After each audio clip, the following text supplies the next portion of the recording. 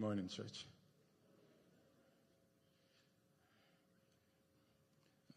We bring a dentist to church, and then the church decides to bring cake. So I want to assure her that we don't do this every Sunday. We only do it once a month. How many people know Satchmo?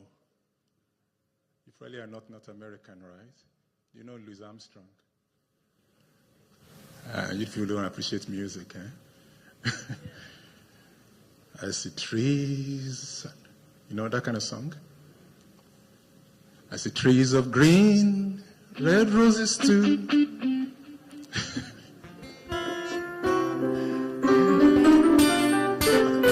Thank you.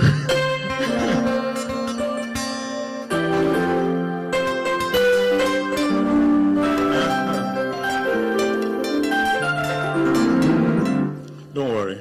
I'll just say, what a wonderful world. Okay, you get the point. So I don't have the kind of voice that he has. So this morning, just before I bring in the dentist that's in our midst, I just want to tell us a very beautiful love story. I call it the love story. And it's found in Psalm 139, verses 13 to 16. Since we're not going to have a regular preaching or sermon this morning, I have to provide that little oversight, do the pastoral function. And so I'm taking our text this morning from Psalm 139, verses 13 to 16. I'm going to read from the English Standard Version. That's my favorite. Psalm 139, verses 13 to 16. So, by the way, that's the first stanza of that, the lyric of that song by Louis Armstrong says, I see trees of green, red roses too. I see them bloom for me and you, and I think to myself, what a wonderful world. I see skies of blue and clouds of white, the bright, blessed day, the dark, secret night, and I think to myself, what a wonderful world. And I have a feeling that, that was what David was thinking about, 2,000 years before the coming of Christ, when he wrote Psalm 139, verses 13 to 16, and he wrote, for you formed my inward parts. That first part says, essentially, you laid the foundation of my being. It says, you knitted me together in my mother's womb. I praise you, for I am fearfully and wonderfully made. Wonderful are your works. My soul knows it very well. There's a lady in Australia, I think her name is, what's her name now? She sings for Hillsong. Remind me of her name. Sorry? I can't hear you. Yeah, Darlene Check, thank you. She sang one of those songs, that my soul knows very well. Now, I know you get it. I think her inspiration came from that verse there. Verse 15 says, my frame was not hidden from you when I was being made in secret, intricately woven in the depths of the earth. Let me pause there for a sec. It's Medical Sunday, so you'll forgive me for using medical jargon here for a sec. Two gametes, two cells come together, and so the egg is fertilized, and then suddenly they start dividing rapidly. They get to a stage, we give it all sort of medical jargon, we call it the morular stage, 32 cells. And then they just keep dividing, and then the fertilized egg gets implanted in the woman's womb. And so much so that by the 6th week, the heart is already formed and it starts beating already. Oh, by the way, I thank you for voting in a party that is stopping that nonsense called the sex ed. Okay? We had a discussion. I noticed that after service today, we're having the parent forum. I know we had one, was it last year or end of last year, and I thank you for listening to me. So the point is, don't worry, I'm not going to mention any party, so I don't put the church in jeopardy. Don't vote for parties that would introduce nonsense legislation. Thank you for listening. So the point I'm making is this. The heart is formed by the 6th week. But somehow, I'm trying to talk about a love story.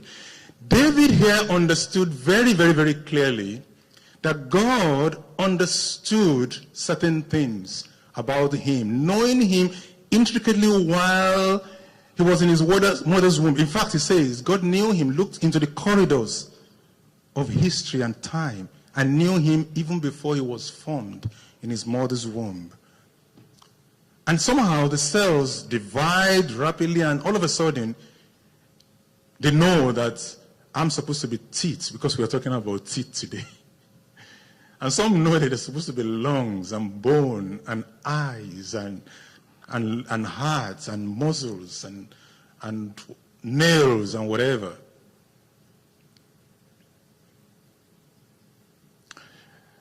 And you even need to know the complexities that goes into each of these particular unique organs to do their jobs. I mean, for your eyes, for instance, to see the chemical reactions, the nerves, that interconnects for them to make an impression in the brain so that they appreciate and perceive light. You need to appreciate the majesty of God. And we're not even talking about, the solar system in which we're in and the galaxies, it's called the Milky Way galaxy, for instance, and the nearest star to us is about 90 million miles away. And all of this was supposed to have happened by an accident. One day, there was a sudden blast and boom, here we are. Let's not talk about that. And in verse 16, it says, your eyes saw my unformed substance, and in your book were written, every one of them, the days that were formed for me, when as yet there was none. David says, you had written out my life, even though I was not even here. God has your life planned out even before you arrived. That's the point. Job echoed that in Job chapter 10, verses 11 to 12. It says, you clothe me with skin and sinew, skin and flesh, and you knit me together with bones and sinews. You've granted me life and steadfast love, and your care has preserved me. You've preserved my spirit. David retorted again in Psalm 147, verses 3 and 4. He heals the brokenhearted, and he binds up their wounds. I don't know where you think you've been wounded, or how have you've been wounded in the past. But David says, he heals the brokenhearted, and he binds up their wounds. He determines the number of the stars. I asked my daughter to do search for me of the number of the stars in our galaxies. Okay. And she came up with some numbers. 250 billion stars in our galaxy. 250 billion. And David says he gives to all of them their names. I think we have 7 billion people here. 7 billion people. And there are 250 billion stars in our galaxy. And they all have names given by providence. He gives them all their names. The point is this. God has made every one of us, every one of you, unique. He knows your name. In fact,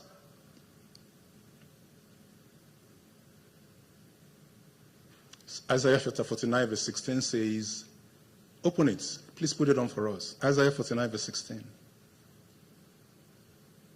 It says, I have engraved you, where?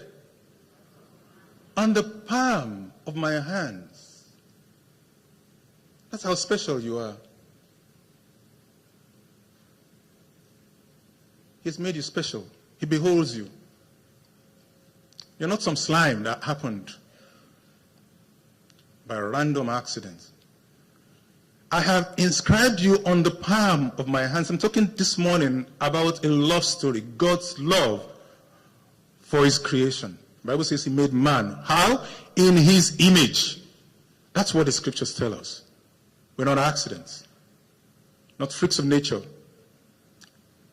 I have inscribed you where? On the palm of my hands, and your walls are continually where? Before me. No wonder Psalm 8, verses 4 to 6, David says, what is man? That is mindful of him. Did he do anything deserving? No, it's grace. It's something we've done that is not deserving. We didn't do something special for God to inscribe our names on the palm of his hand. 7 billion people, yet the Bible says God inscribed your name on his palms to behold you, and it says, you're like a wall before me. What is man that you are mindful of him, and the Son of Man that you care for him? Yet, you have made him, how? A little lower than the heavenly beings. Some Bible records that as angels. Angels are made to minister to us.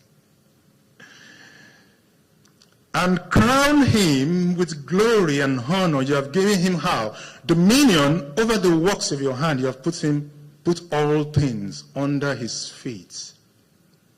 Now the rub of where I'm going this morning is this.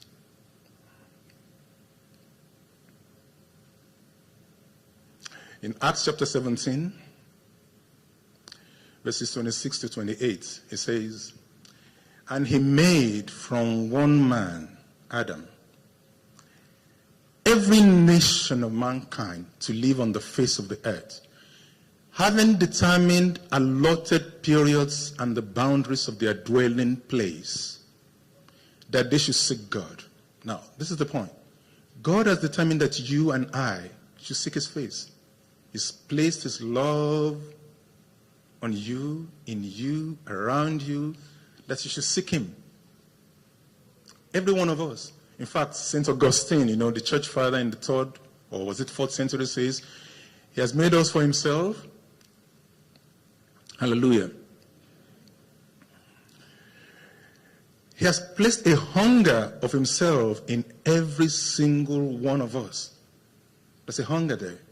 Now, we may choose to ignore it and pursue every other thing and seek every other passion, but there's a hunger for God in every heart, in every soul.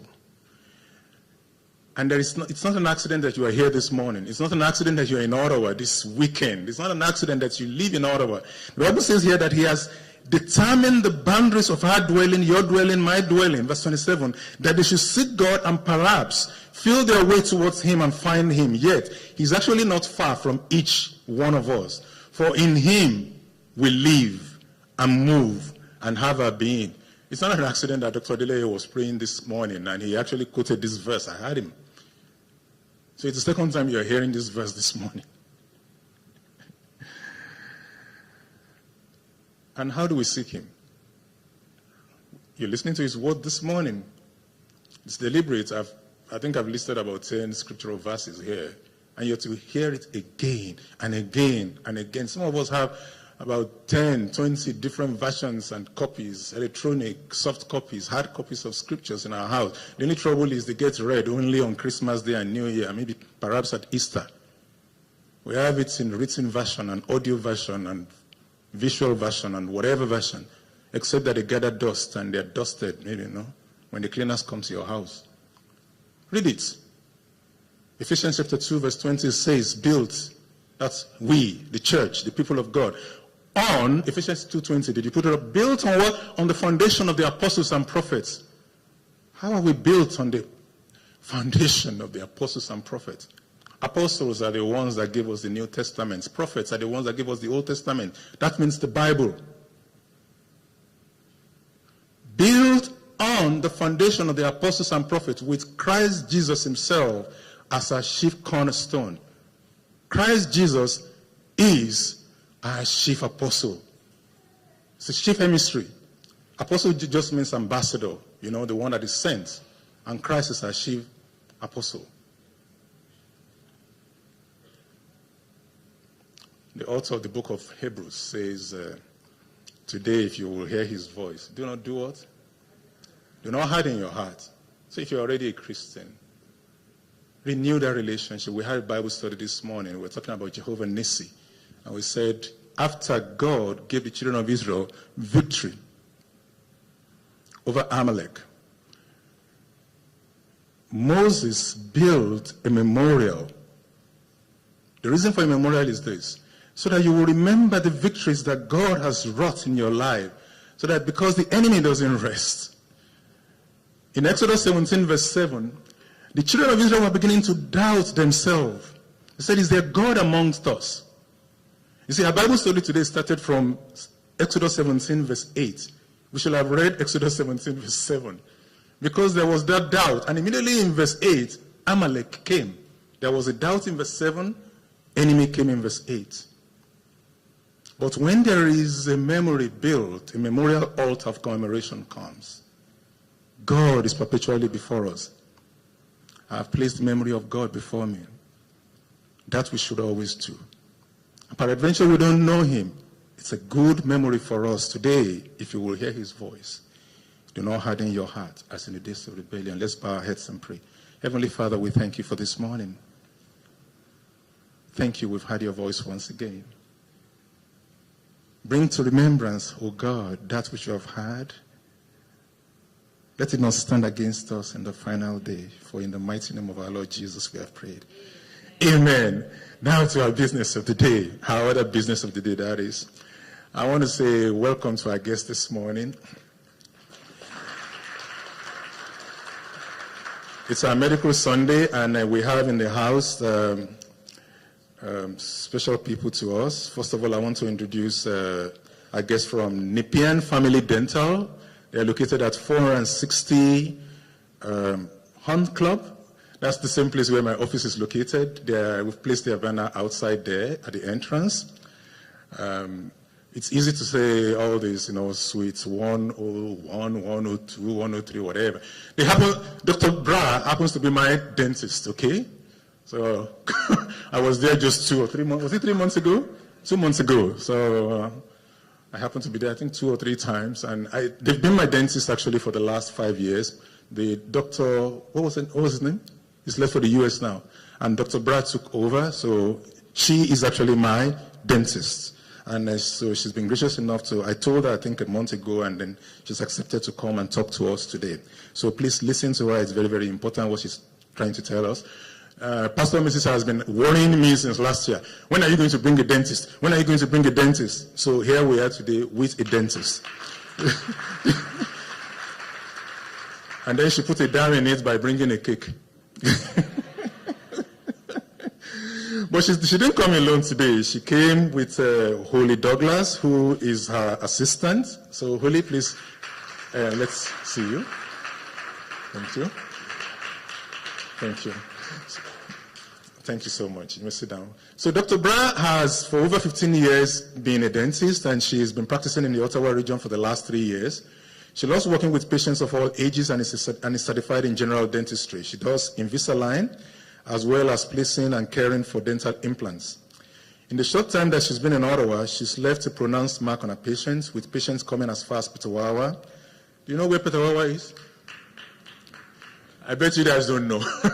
You don't go out of Ottawa. Okay, let me put it this way. If you go on, how many people know Highway 417?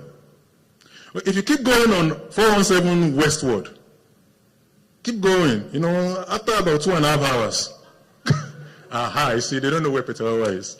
So I know. So that's how far some people travel. 2.5 hours out of time to come and see Dr. Bra here. It's Dr. Bra's pleasure to speak to you today about the prevention and maintenance of your oral health routine. I have the pleasure to invite Dr. Bra to the podium.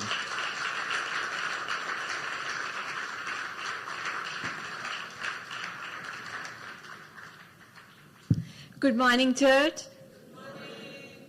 I see everybody is enjoying this weather and is in a celebration mood. And happy birthday, Mama Gio.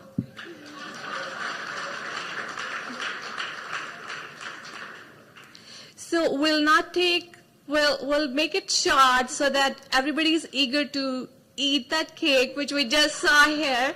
So we'll just keep it short and simple. And first of all, I would like to thank Dr. Aditola for giving us the opportunity to come here, to meet you awesome people, and to be a part of this lively church here. Thank you, Dr. Aditola. It's my pleasure to see people with such a noble soul who care for the community as their own family, care for their health, and I'm glad that I met him one day and be a part of your church today. So today, we'll discuss how you maintain your oral health, because we all take care of our body, of our hair, but often neglect our teeth. We'll just take them for granted, but they have to be there for the rest of our lives so that we can eat, we can smile, and talk for all our life. So I'll have my colleague Holly to go various points, to go over all those points to have you help to maintain your oral health routine. Thank you, and if anybody have any question, I'll be more than happy to answer your questions after the discussion. Thank you. Thank you, Dr. Brar. I've been working at Nepean Family Dental for the last 3 years now, so just shortly before Dr. Brar took over the office. I'm the first person you're going to see if you come into our office. I'm actually her receptionist and handle anything up front there when it comes to insurance or emergencies when you walk in. That's more what I do. But Dr. Brar has been with us. This is actually a really special weekend for us at the office because she just took over a year ago exactly this weekend. So thank you, Dr. Brar, for an awesome first year. It's been amazing. I'm going to talk to you a little bit more about what dentistry is and why it's important. Try not to put anybody to sleep. After such a wonderful service is really big shoes to fill for me, but I'm going to do my best. So I'll just start about a little bit what dentistry is, why we do what we do. So it's all about the diagnosis, treatment, and mostly prevention of conditions and disorders, including gum disease, infections in the mouth. And it's necessary for not only your oral health, as Dr. Brar mentioned, you do only get one set of teeth for your whole life once you get your adult teeth, but it also can affect other parts of the body. So it is really easy to neglect until you're at a point where you have an emergency, and it becomes very severe very quickly. So it is really important that we treat things as soon as they come up and maintain regular routine visits so that you're not in that situation where there is an emergency. So I'll just talk a little bit more about what a dentist is as well. So a dentist is a specialist who works to diagnose and prevent those oral health problems, as we mentioned. To be a dentist, you have to go to school for at least 8 years and receive your doctorate of dental medicine or your doctorate of dental surgery. Dr. Brar has done her doctorate of dental surgery as well as numerous courses to add on to that knowledge. She's certified, as Dr. Aditola mentioned, in multiple other things, including implants and Invisalign, which also take a lot of time to complete. And in addition to that, there's also pediatric dentistry and lots of other specializations. We have people that specialize in doing root canals or oral surgery, periodontics for gum disease. There's lots of places you can fit in dental. And Dr. Brar is amazing and does most of them herself anyways. So dental visits are important because, again, your oral health depends on those routine visits and catching things early before it becomes a more pronounced problem. Because cavities can maybe not be visible or not painful right away, but then eventually it can grow into a much larger problem. So we like to try and prevent those things from happening before they happen. Another thing that'll help with that is it helps prevent against gum disease. So by seeing your regular hygienist, they can get things away from your gums and teeth that you can't get alone with brushing and flossing. So it is really important to see them for those cleanings, even if you do a really good job with your oral health routine on your own, because periodontal disease isn't very fun and it causes bone loss and we don't want that.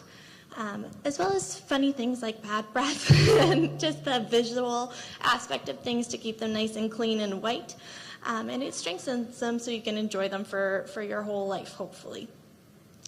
So what I'm going to do is kind of talk about the most frequent questions I get asked. So one of the first ones is that my teeth feel fine. Do I really need to see a dentist? And the answer, of course, is yes.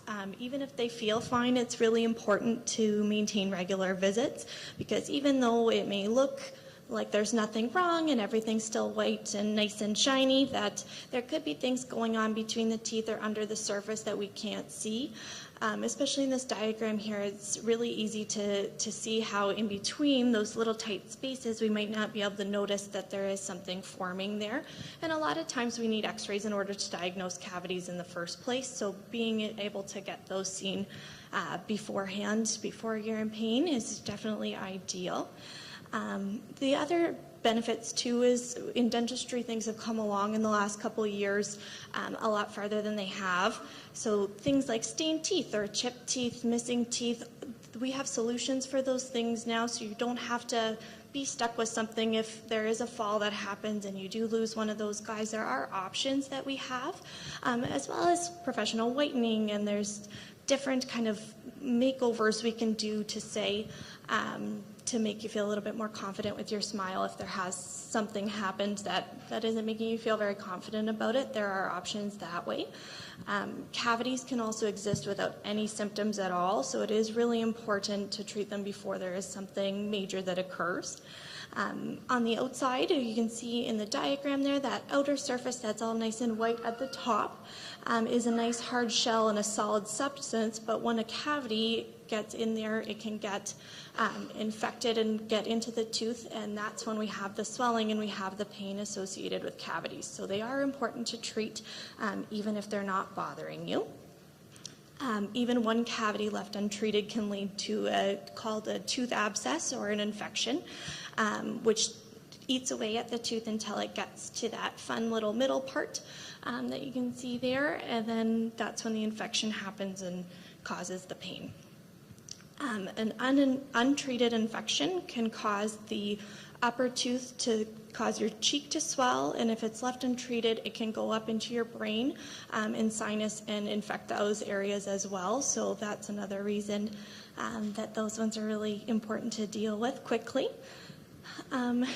And I also wanted to give you guys options, because I know it's tricky to come to the dentist. It is very expensive if you don't have insurance.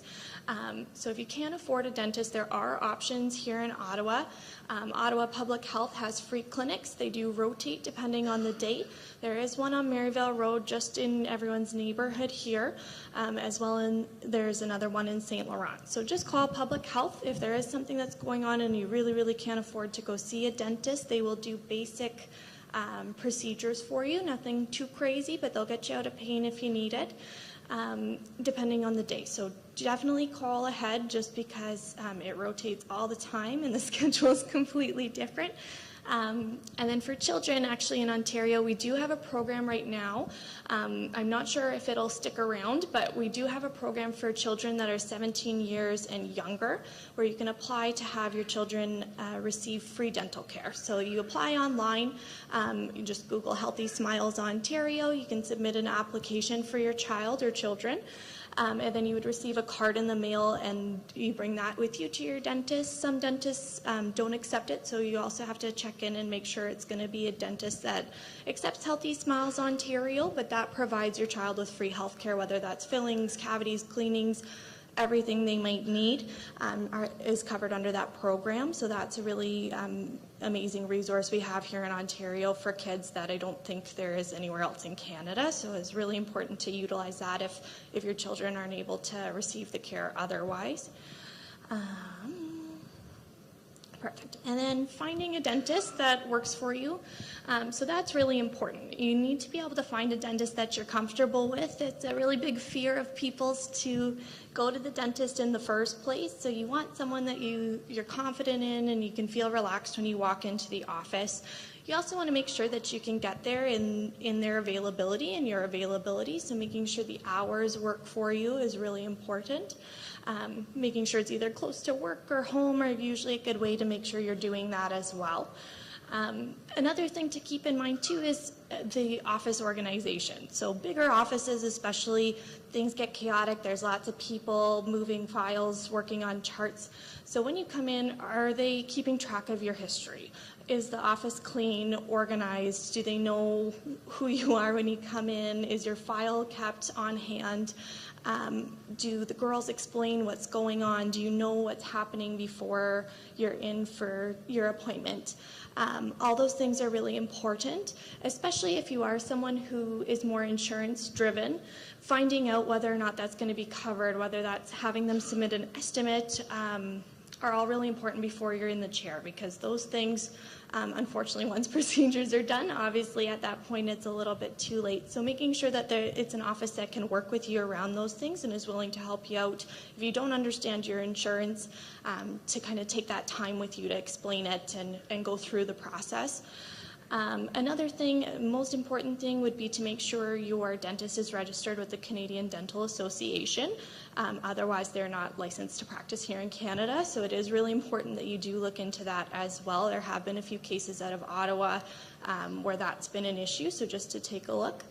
And back to the insurance conversation, I get a lot of questions almost every day about how much do we charge for this and how much do we charge for that. And in dental, it's really tricky to give estimates like that because everything is so finite that one cavity could range from $80 and another could be $400. So it's really tricky if you are worried about pricing to find those things out beforehand until you're seen initially, and the dentist can use the fee guide that we have here in Ontario in order to let you know, because every single service we provide, depending on the severity of the service, is registered with the Ontario fee guide. So we have to charge that minimum amount the province says for every service that we do. So the better question to ask when you're looking for an office, rather than how much they charge for certain prices, because they can be a little bit lenient when they're on the phone, but then when you get in the office it might be a little different depending on what actually is going on, is if they charge the Ontario fee guide. So if they charge the fee guide, that's the minimum price you're going to get anywhere in Ottawa. Some offices do charge over it, but we're not allowed to charge under it. So that would be a better question if you're worried about pricing. And I'm happy to answer any specific insurance questions afterwards. That's essentially what I do all day long. So if you're not sure how the process works, we can talk about that afterwards, because every situation is also very different on that front and varies a lot depending on you as a person.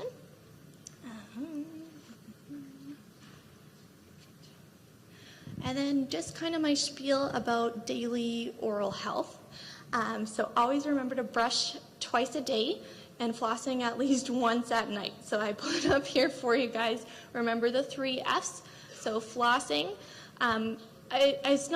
we try our best to do once a night. Usually what I do is I have dental floss in my bathroom as well as near my bed. So if I do forget and I'm already in bed, I don't have the excuse. It's right there. I have to do it.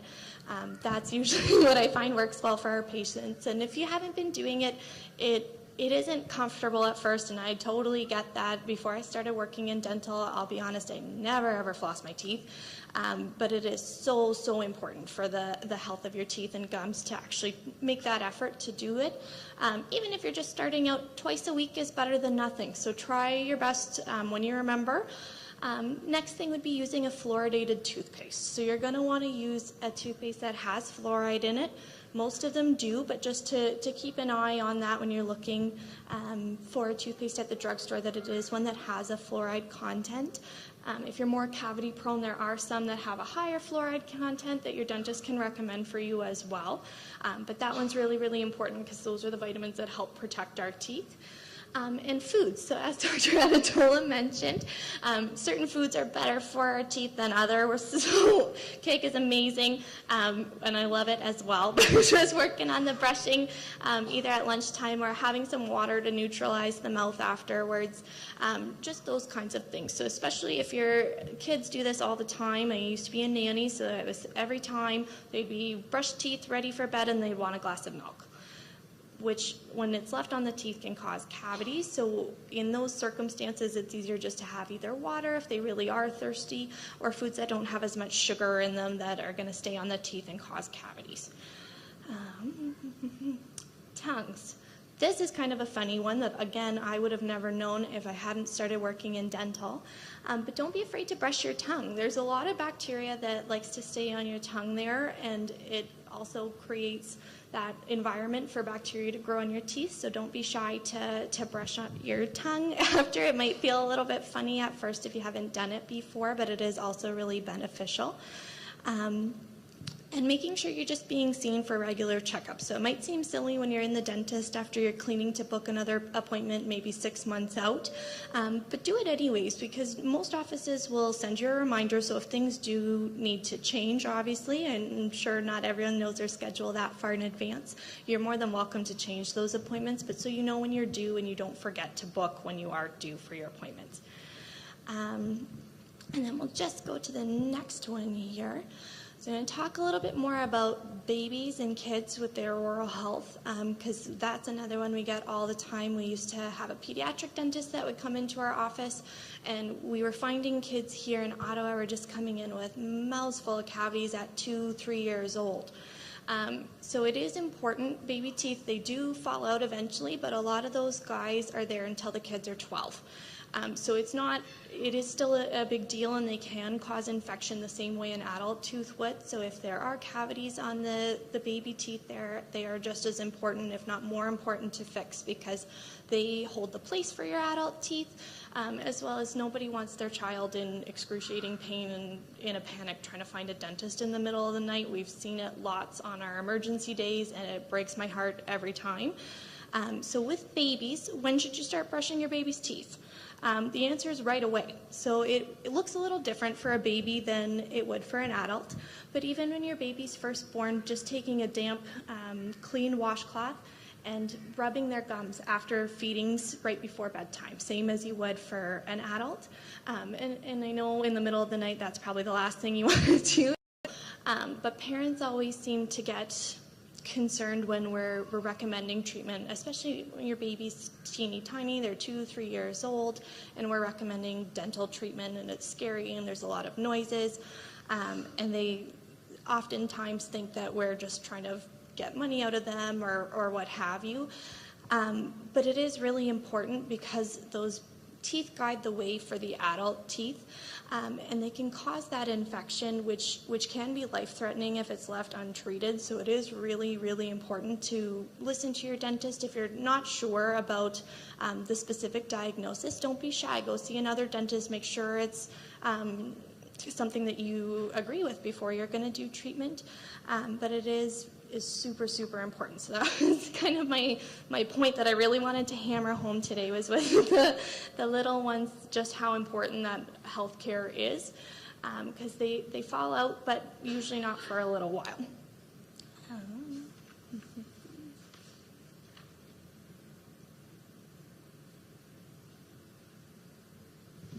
Yeah, and then when you bring them in, that was the other one. So when do you bring your baby in?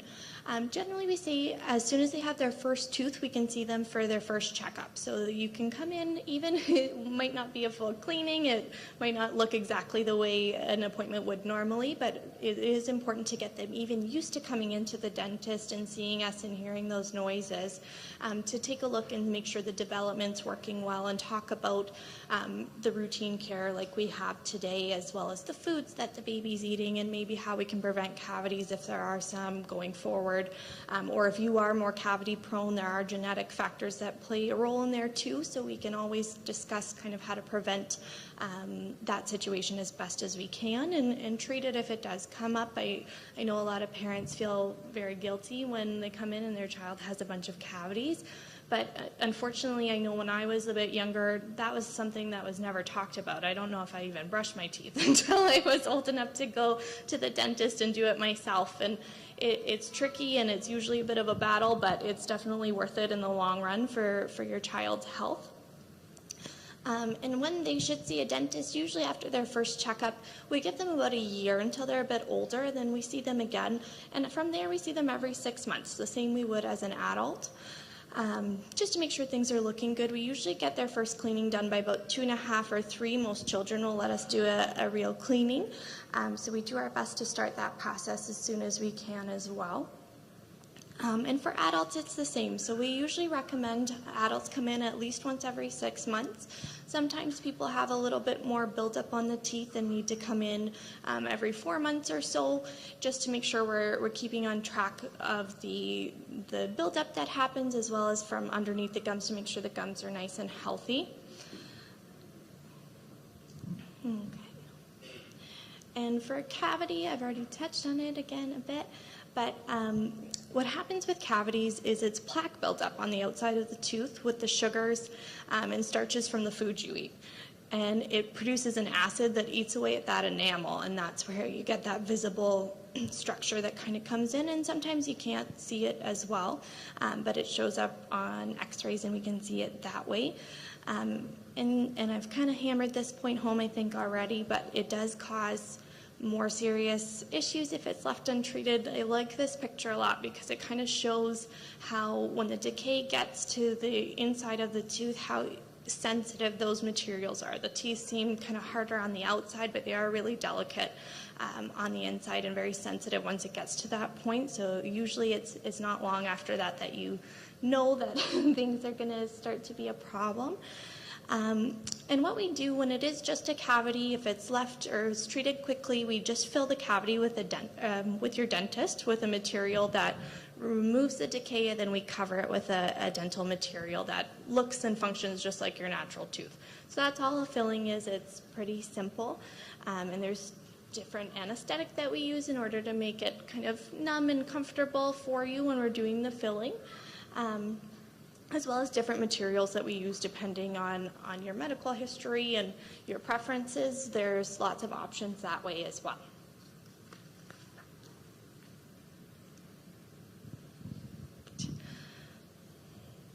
So toothbrushing should happen, like I said, twice a day. We don't want to do it too often, but you can do it as much as 3 times a day. So basically after every meal, as long as we're being nice and soft, we don't want to push too hard on the gums. It's a big thing that a lot of people like to do is they think the harder I brush, the better and more clean they're going to be. But it's actually not true. It can damage the tissue as well as the tooth, so we want to make sure that we're brushing lots, but doing it in a nice, gentle manner so that we're removing the plaque but not damaging the material there as well. And your toothbrush. You should change your toothbrush about every 3 months. I know it seems kind of crazy, but if you have a toothbrush that looks like the one on the left there, it is definitely time to change it out. I know there's probably a few people that like to do that. That's also a really good sign that you've been brushing too hard. So if your toothbrush looks like that, you gotta ease up on the brushing a little, and it's also a bit of time to switch it out. And then on that note, I'm also going to talk about gum disease because it is really, really common. We see it every single day at the office. A lot of people have it. And it can look just as simple as that. There's a lot of mean, scary pictures on the internet when I was looking for this presentation. But that's generally what we see in terms of gum disease. It's just an inflamed and red gum versus that kind of nice, healthy one on the other side with the pink tissues. And gum disease is caused by plaque buildup, again, just same way as cavities, and it can also be increased with tobacco use, grinding your teeth. There's some medications that can induce it, as well as genetics. If your family has a history of gum disease, it's also very likely that you might have it as well. And it can lead to bone loss, which actually leads to the teeth falling out eventually and can cause problems for you that way even beforehand. So that's another reason why coming to see your hygienist for regular cleanings is really important, because they can get underneath those gums in a way that you just can't at home with your toothbrush, and help keep those tissues looking nice and healthy the way they do in the healthy side.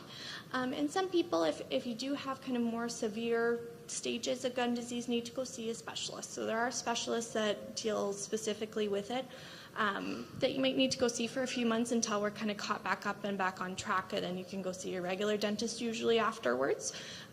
But that's another option too if you are someone that is more prone to having that.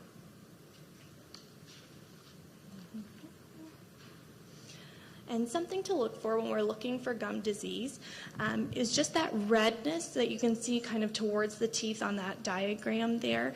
That redness, the irritated, the swelling, kind of bleeding gums, especially when you floss, if your gums are really bleeding, probably a good sign that it's time to go see the dentist for a checkup because something might be going on there. Chronic bad breath, loss of teeth, or kind of mobility of the teeth. So if they are a little wiggly, it's another good sign that there's probably something going on. Sensitivity, extreme to hot, cold, air, sometimes we see, can also be a good sign that there might be gum disease, as well as the receding gums line. So if you notice that your teeth are getting a little bit longer, they're actually not, the gums are coming back, which we don't want to see either, because that can also lead to loss of the teeth prematurely, and we don't want that. Things like smoking obviously can increase it, but with regular routine visits, we try our best to keep on top of it.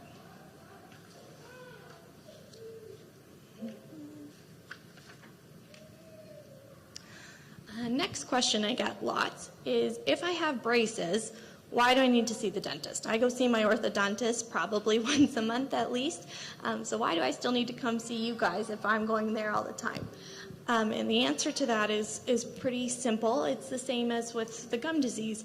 With braces, it's really tricky to get in those spots that you might not normally miss if you didn't have the braces on, and there's lots of fun little nooks and crannies that are really tricky to get into.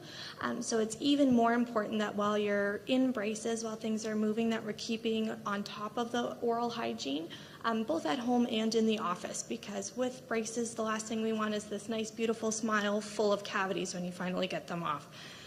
So it's even more important while you're in braces to make sure we're brushing and flossing. And the same goes for Invisalign. I used a traditional braces picture here just to make the point. But Invisalign as well is a really great option for a lot of people, and also requires the same maintenance that you would with traditional braces as well. And also with that too, it is important that your dentist and your orthodontist have a relationship. So if there are cavities to fill or there is some work that needs to be done, generally we have to remove a small portion of the brackets in order to do that. So working with the orthodontist so that you're getting your cavities filled and then later going back to the orthodontist in order to get the brackets back on so you're not making any more time onto your treatment plan than you would otherwise. And it's usually fairly simple. It's just a matter of the two receptionists on the phone together and making sure things coordinate properly and making sure your schedule also coordinates properly. And I wanted to talk to you guys a little bit too. I know a lot of people are really afraid of the dentist, because I know when I was younger, things weren't exactly so smooth, I would say anyways. It was a little rougher than it is now.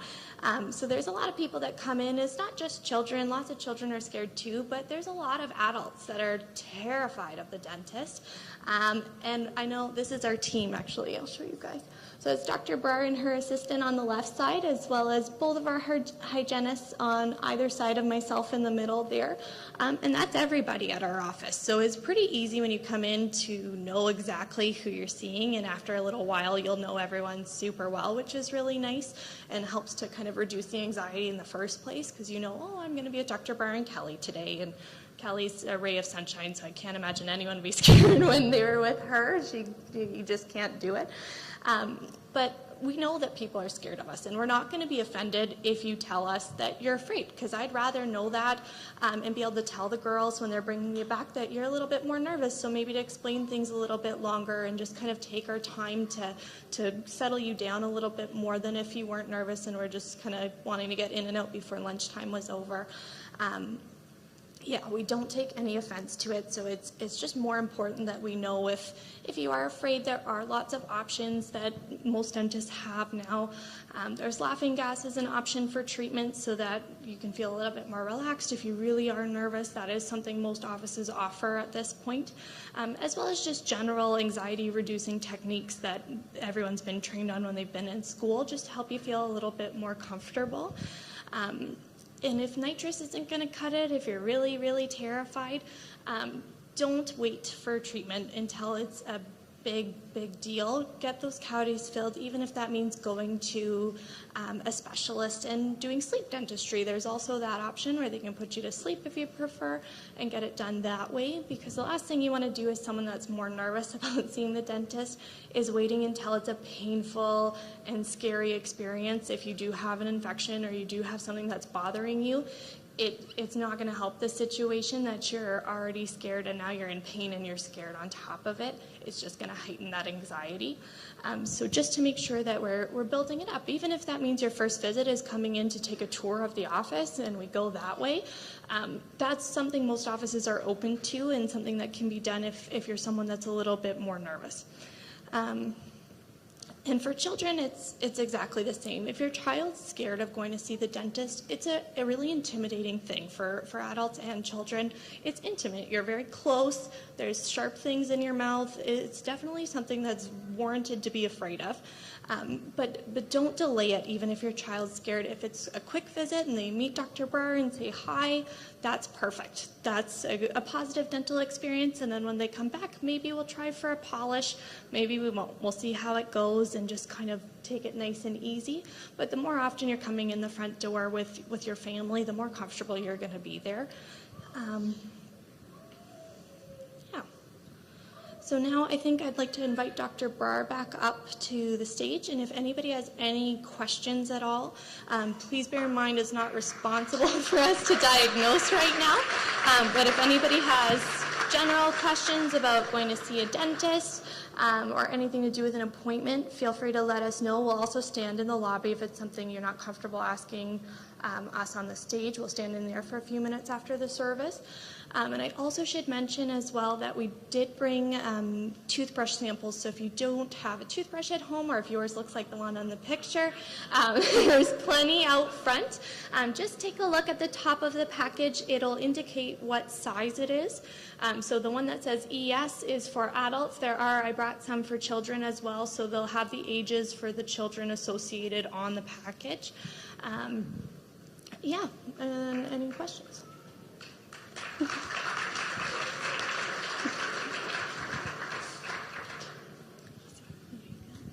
Thank you, Holly. That was awesome. So anybody, if have any question, I'm more than happy to answer that. Or all ready to take a bite on the cake here.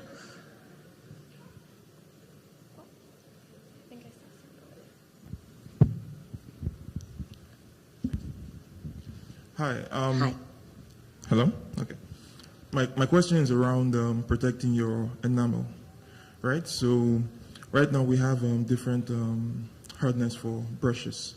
So there's like there's the medium and there's soft. Yeah. Right? So in terms of protecting your enamel, what would you say is better, right? Should we use medium? Should we use soft? Is it up to the person? Or should we use electric toothbrushes or something like that, right? Yeah. Then also on that note, could you also talk about foods to avoid to prevent chipping away at your enamel?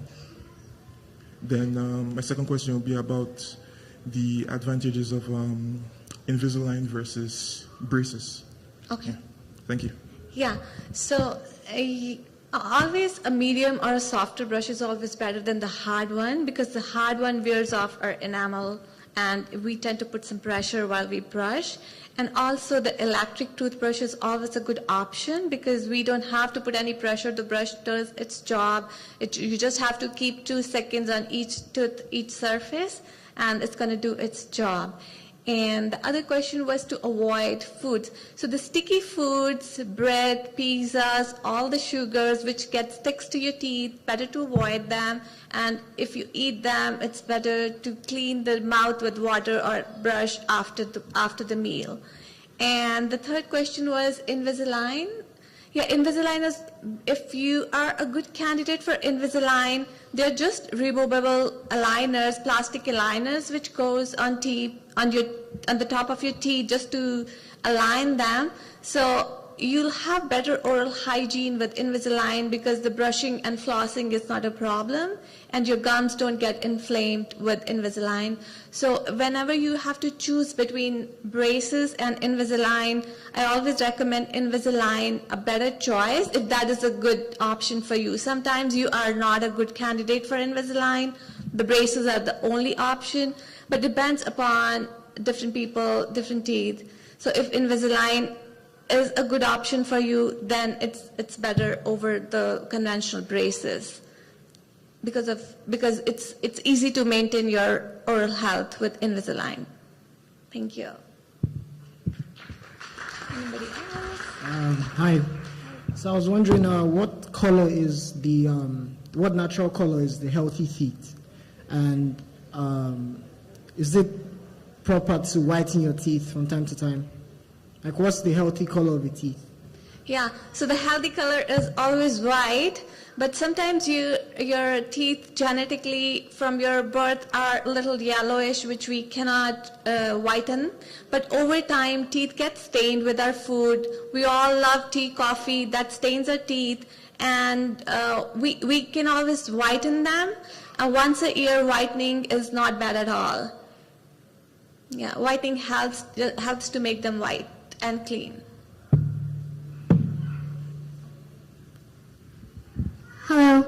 Hi. My question is around wisdom teeth, because I know there are a lot of older people who have gone their whole lives and never had any issue with wisdom teeth. But recently we hear a lot of everybody needs to get their wisdom teeth removed. So I just want to know, is that necessarily true, and what are the implications of if you don't get them removed? Yeah, that's a very good question. So the wisdom teeth, it depends, the removable depends on if they are straight or tilted. So if they are straight, you have enough space in your jaw, you don't need to remove them. So the only time you need to remove them is if they're not straight and you don't have enough space in your jaw for their complete eruption, only then we do recommend to remove them. Hope that helps. Yeah, it's not always the cause that you'll have to remove all the wisdom teeth. No, if you have good jaw, wide jaw, and the wisdom teeth are straight, we as well let them be there. One more question, I think. What's the general cost of professional whitening? What's the cost? Yes. Yeah, so some offices do offer free whitening with your new patient exam and cleaning. We do offer that as well. So we do offer free whitening if you come to see us for your full exam, your cleaning, and the whitening is free at our office. But usually they $150? Yeah, usually they take around $150 to do the professional whitening. How long does the whitening last for?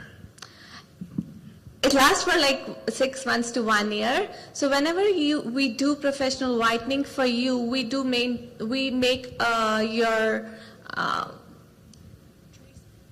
make trays for you, and those are good for your lifetime. So whenever you need to whiten them again, you can use the same trays.